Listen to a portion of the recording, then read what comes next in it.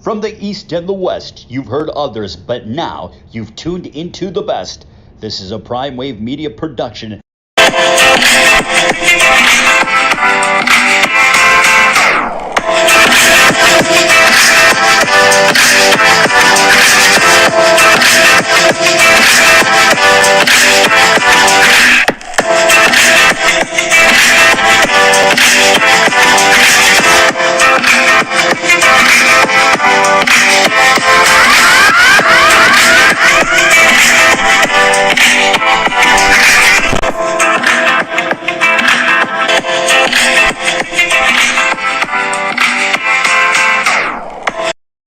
What's up, world? It's the one and only Pop DBIC, the Primetime Capper, and it is time for the premier sports betting show, the PrimeTime Angles Live. I'm feeling good. I'm feeling great. I hope y'all are feeling the same, dude, because last night we did hit that pick six ticket for 52-1, baby. 52-1. That $20 that supplied you with 1040, get you 20 back. That's 1060. That was almost $1,100 for two $10 bills, guys. So there it is. There it is. Been doing this for years. This is nothing new, but I just love when they hit. So then you guys know that it's not a game out here. You know what I mean? So it is what it is at the end of the day. But if you did play the plays last night, congratulations on that. And we missed the pick for Dog Day by a run. The Angels were down 5-1, came all the way back, wound up losing the game 6-5. I knew it was going to happen, though. It was like, man, it's too good to be true. 35-1 ticket. You get a 35-1, 52-1. Shit, everybody, I promise you, if that would have hit last night, so that had 20 signups this morning. Seriously. You guys got to understand, or some tips. Y'all got to stop playing with me, man. Y'all making some good money. I'm not over here handing you guys any little stuff. So it is what it is, but I'm glad you guys cashed out. If you guys singled up last night on all those plays, you hit 9 out of 10. So you sitting pretty this morning. The bookie over there shaking. All right. So let's go ahead and get into some boxing. Adrien Broner returns to the ring on August 20th. He's going to be facing Omar Figueroa, former world champion as well, too. They're going to be fighting in South Beach over at the Hollywood Hard Rock Hotel and Casino. So pretty much this is going to be a very good fight. It's a fight that's been years in the making as well, too. Broner and Figueroa were supposed to meet at 140 for a unification fight and everything like that, but I think Figueroa had an injury, some type of issue or something like that derailed him for a while as well too. Adrien Broner, as you know, is one of the more popular faces in the game of boxing. A lot of people had him as the heir to Floyd Mayweather, all that good stuff. He's probably one of the more exciting fighters about a decade ago. But you know what? He's still one of the more exciting. He's still a great talker. He's somebody that can still get people to arenas to watch him fight. There's a lot of people that have to understand that Adrien Broner has a lot of influence on today's boxing because a lot of people hung around Broner, they followed around Broner, they watched Broner fights, and they had a good time. As they always say, he bringing the hood with him. So Broner, to me, I know a lot of people didn't like it, but I thought he looked spectacular in his last fight. I know that he had a guy who was who was punching with some high volume, things of that nature. But Broner did enough to show me that he still has it. It's just that he has to be committed to it. And I think that he's getting to the point now to where he knows that his second act could be better than his first act in boxing, because everybody likes to see a guy come back after everything falls apart and gets it all back. And I think that Adrien Broner could be a funny case of, getting it all back. He wouldn't be the first champion that, you win in 4 divisions and then you lose, and then you lose again, and then you get some issues going on outside of the ring and everything like that. But his personality really pays the bills and everything like that. And I truly do feel that with this fight right here, with a big win, Adrien Broner should line himself up for a mega multi-million-dollar fight, because you have to understand, you have to be able to sell the fight, and Broner does do that. People do show up to watch Adrien Broner get beat. That's what they say. But people really want to see a good show, and that's what Broner was doing in his peak, in his prime days, was putting on some great shows. And hopefully he can go ahead and have himself a great time down there in Miami. I know he doesn't want to embarrass himself down there, and he does have a good opponent here in Figueroa, who seems to have lost some confidence over time. I know that last time I seen him, I know he probably fought since Ugas, but man, when he was in that Ugas fight, it was really bad. You know what I mean? I thought that he would retire after that, but he's still going. And I know that he has a fighting family. Brandon just won this weekend as well too. So they're moving forward, and he has some big goals as well too to get back at top and win a championship as well too. So it is what it is. Figueroa Broner, live from Hollywood, Florida, in the beautiful South Beach. Hollywood, Florida, you guys got to understand, it's not Miami. It's more in the Fort Lauderdale area. So pretty much I found that out last time I was there because I was staying in Hollywood Beach, and I was like, whoa, I'm like not too far away from the casino. But if I wanted to go, say, somewhere in say somewhere by the beach, South Beach, that was kind of a distance because I got to deal with traffic and things like that as well too. And the airport wasn't very close either from the area I was at. So it is what it is, Florida, baby. So you guys, I know that this is going to be a fight. I heard some people gripe about where the location's at, but I think it's perfect. I think that having fights down in Florida are absolutely amazing. It brings the whole city out, and it brings a lot of excitement as well too. So I know that it will be a good card. It'll be a good night, and there will be a lot of beautiful people at that fight as well too.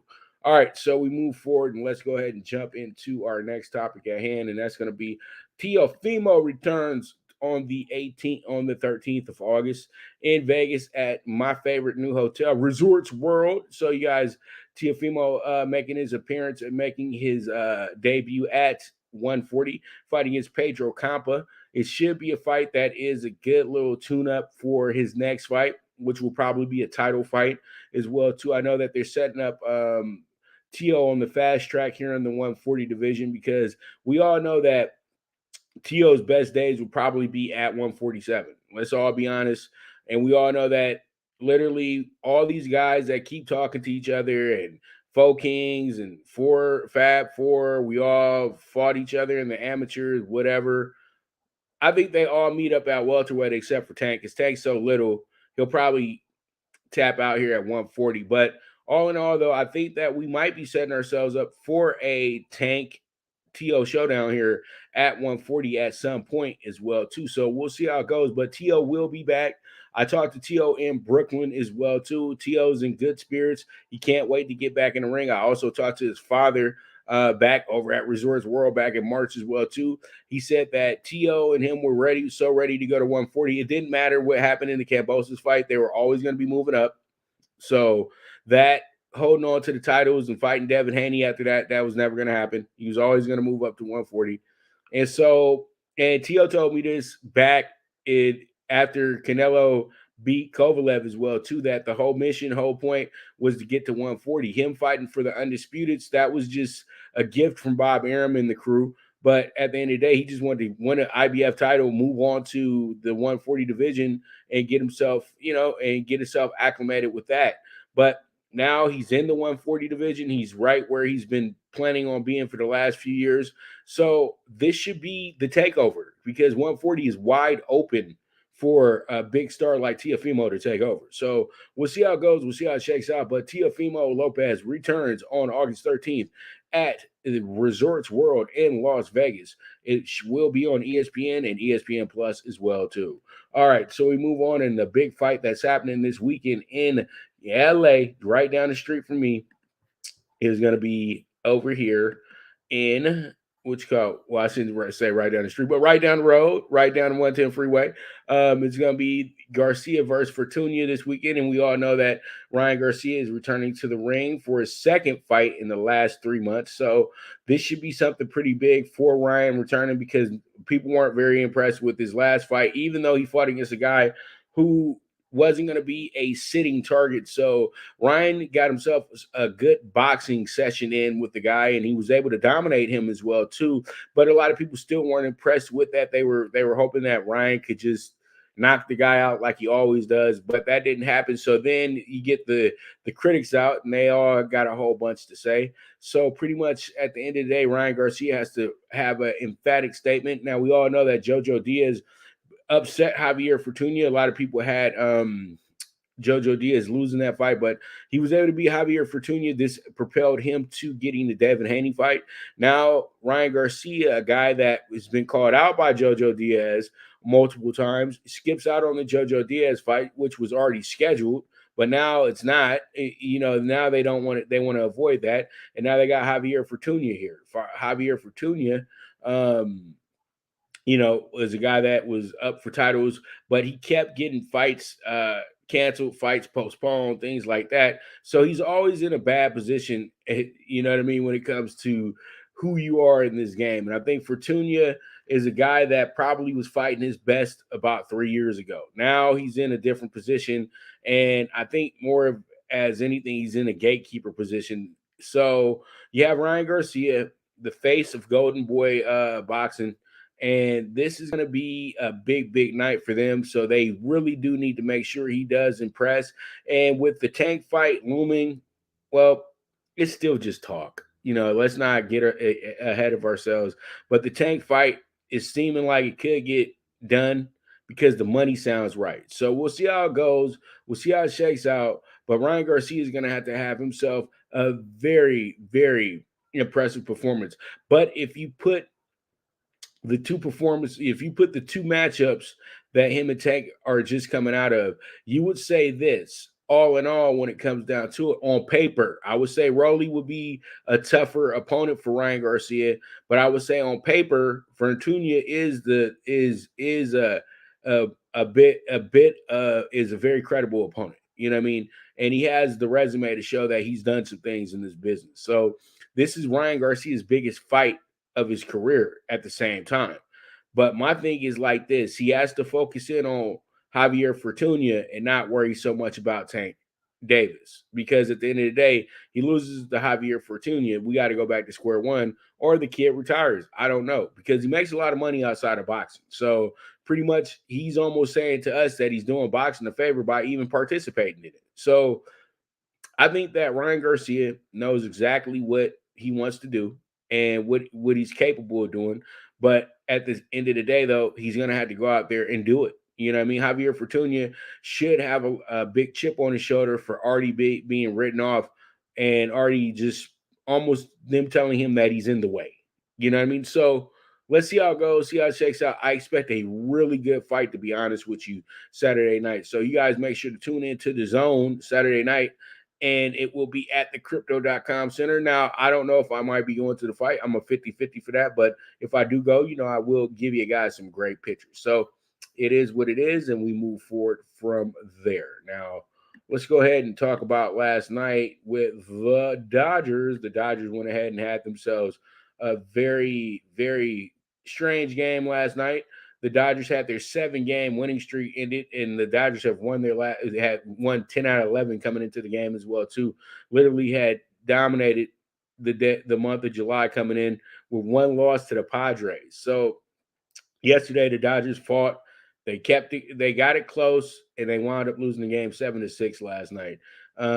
They got close though, because the Dodgers had moments where they were down 1-4, 1-6, and then they found themselves in the mix, and they found themselves almost about to win the game. So the Dodgers, on the other hand, they just need to get cooled off a little bit, and I had the feeling that they would get cooled off. That's why I had the red Cardinals last night, not to win. Should have put them down there as the dog, though, at the +1.5 last night, and they were able to take care of their business and get that done for us last night as well, too, to help out with that pick-6 ticket. But the streak ended. They lose 7-6 last night. Tonight, the Dodgers have a game that I think that they should bounce back well in, even though they are going against the Cardinals' best pitcher, Adam Wainwright. Pretty much maybe the best pitcher not named Bob Gibson for the Cardinals of all time as well, too. Adam Wainwright's been there for a long time. Now, he has Yadier, he has Pujols there as well, too. So it's like the old days with the Cards when they used to beat up on the Dodgers. So, watching this is like you hope that the Dodgers make sure that they take care of that. They get something done. But they got Tony Gonsolin, the best pitcher in baseball right now, who's 11-zip and 1.62 ERA, 80 strikeouts, over 23 walks right now. Adam Wainwright, 6-7 on the year. Not surprised by that. Adam Wainwright still got a great ERA. 3.3 .15, but the thing is, why he is 6-7, he doesn't get enough run support. So I think tonight the Dodgers play a close one here with the Cardinals, but they figure out a way to win this game. So there it is, Dodgers tonight against the Cardinals. They have a 3-game set going with the Cardinals as well too. They'll play today, and then they'll play tomorrow, and then the Dodgers will be off to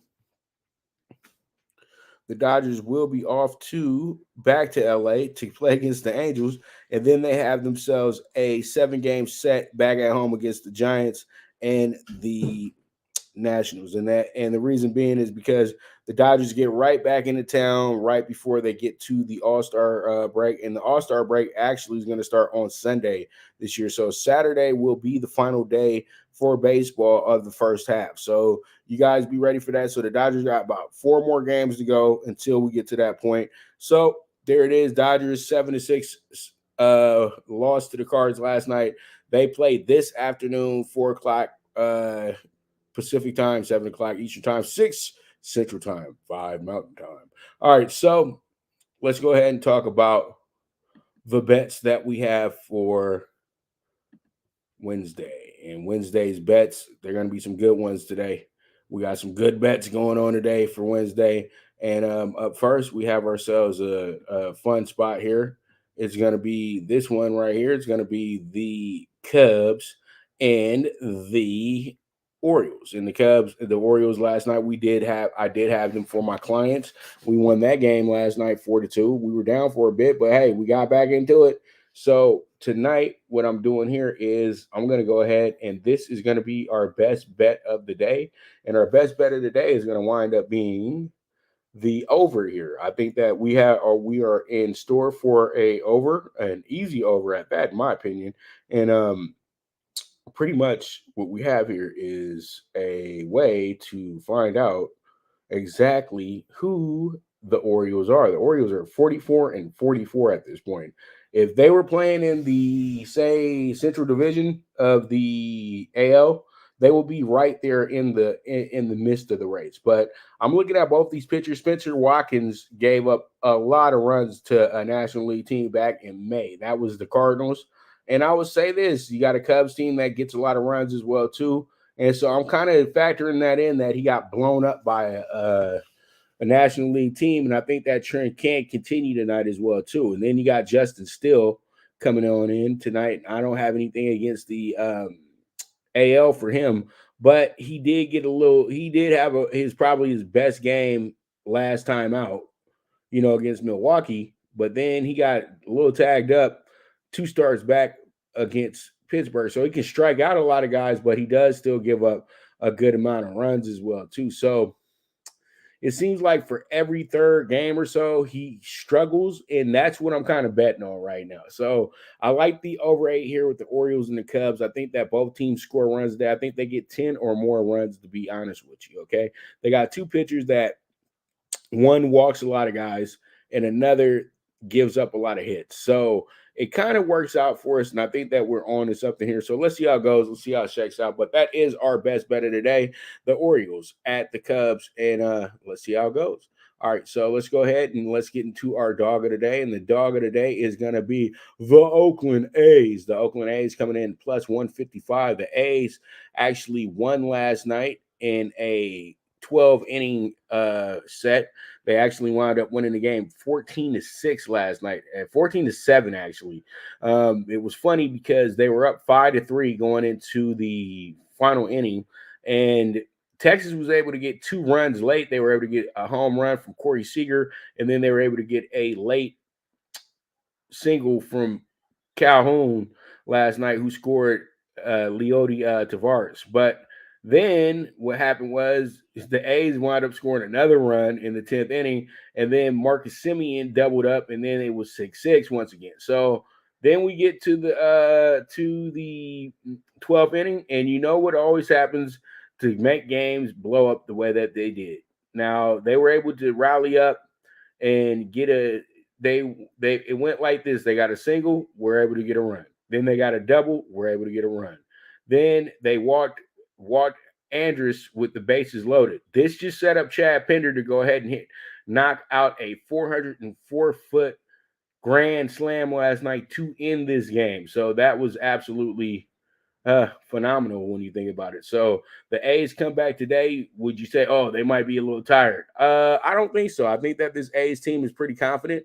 They've been playing the Rangers very confident throughout the whole series as well, too. They've actually scored 22 runs over these first two games as well. So there's some confidence going on there in the lineup right now. And there's something that they see there against these Rangers. And I know that bullpen is going to be tired once again tonight. So I like the A's tonight to go ahead and get themselves a nice little upset win here. So I'm taking the A's with the plus 155 as our dog of the day.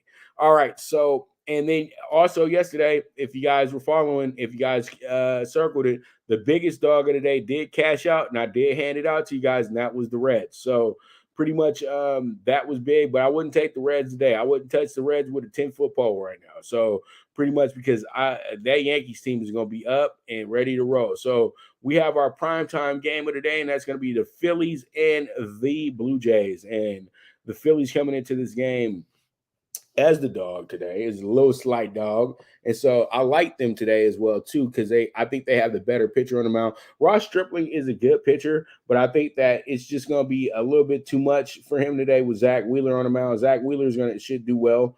He pitched Zach pitched pretty good last time out, went 7 innings, gave up 5 hits, but he struck out 5, and he's used to doing that as well, too. He's usually striking out 5 or better in each game, and I think this will be something that can work out very well for the Phillies today, and that's why I like the Phillies with the even money in the spot at plus 100.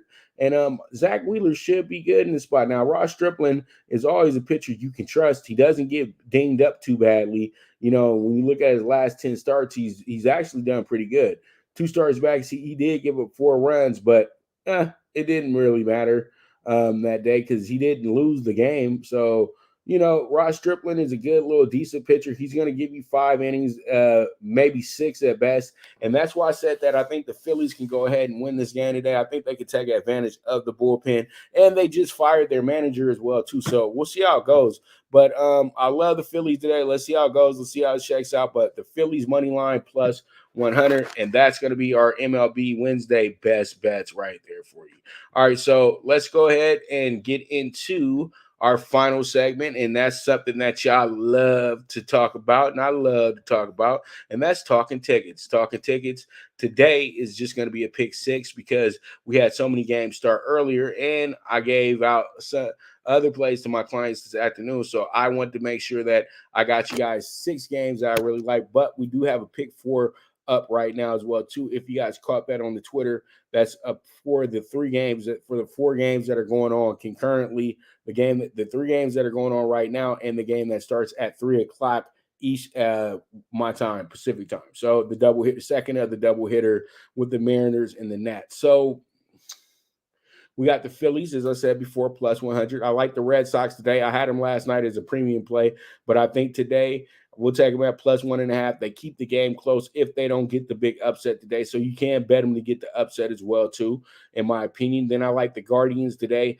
to close out that series. They had a double hitter on Monday, so they've seen a lot of the White Sox this week. I think that they can go ahead and get themselves a nice win here. Go ahead and solidify that split as well, too. So I like the Guardians today with the minus 105. And then we have the Dodgers and the Cardinals. I said the Dodgers should win the game, but I also like the under in this game. I do expect a pitcher's duel on both sides, and I expect both bullpens to be ready to be good tonight. So I do like the under 8 in the Dodgers Cards game. And as I said before, my best bet of the day, the over 8 with the Orioles and the Cubs. And then I wrap it up with our dog of the day, the A's money line plus 155.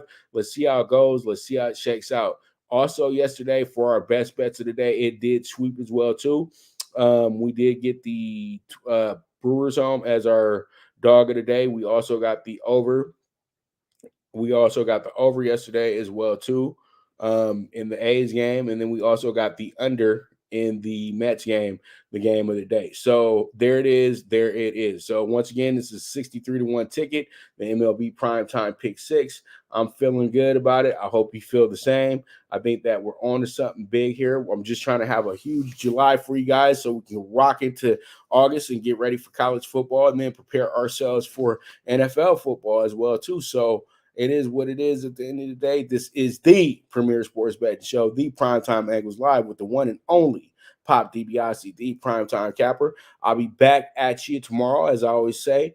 Bet with your head, not with your heart. And I am gone.